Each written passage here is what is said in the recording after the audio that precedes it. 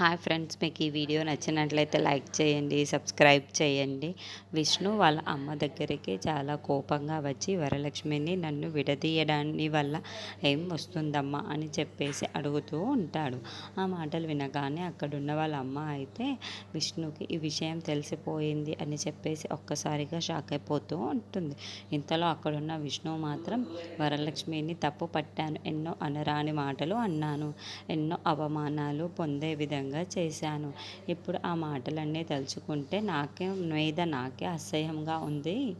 అసలు నేను ఎందుకు ఇలా చేశాను అని అనిపిస్తుంది నాకే అని చెప్పేసి చాలా బాధపడుతూ ఉంటాడు.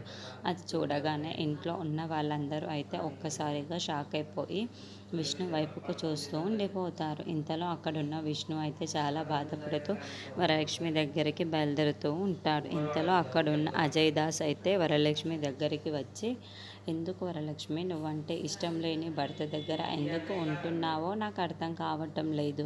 నువ్వు నన్ను పెళ్లి చేసుకుంటే నేను నిన్ను ఆనందంగా చూసుకునే బాధ్యత నాది అని అంటూ ఉంటాడు.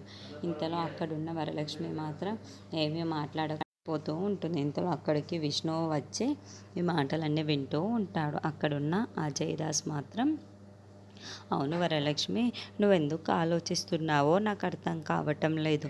నువ్వు తాళి కట్టిన భర్త కోసమో లేదా నీ మెడలో ఆ తాళి ఉందని ఆలోచిస్తున్నావా వరలక్ష్మి అని చెప్పేసి అంటూ ఉంటాడు. ఆ మాటలు వినగానే అక్కడున్న వరలక్ష్మి అయితే, లేదు, నేను తాళి కట్టిన భర్త కోసం అస్సలు ఆలోచించటము లేదు.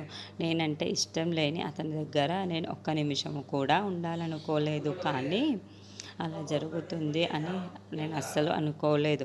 ఆ మాటలు వినగానే అక్కడున్న విష్ణు అయితే ఒక్కసారిగా షాక్ అయిపోయి వరలక్ష్మి వైపుకు చూస్తూ ఉండిపోతాడు. ఏంటి వరలక్ష్మి నన్ను ఎంత అసహించుకుంటుందా అని చెప్పేసి అనుకుంటూ ఉంటాడు.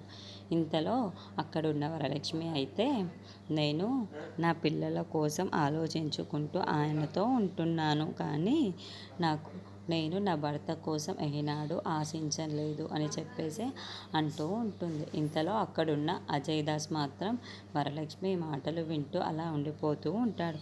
అక్కడున్న విష్ణువు మాత్రం ఒక్కసారిగా షాక్ అయిపోతూ ఉంటాడు.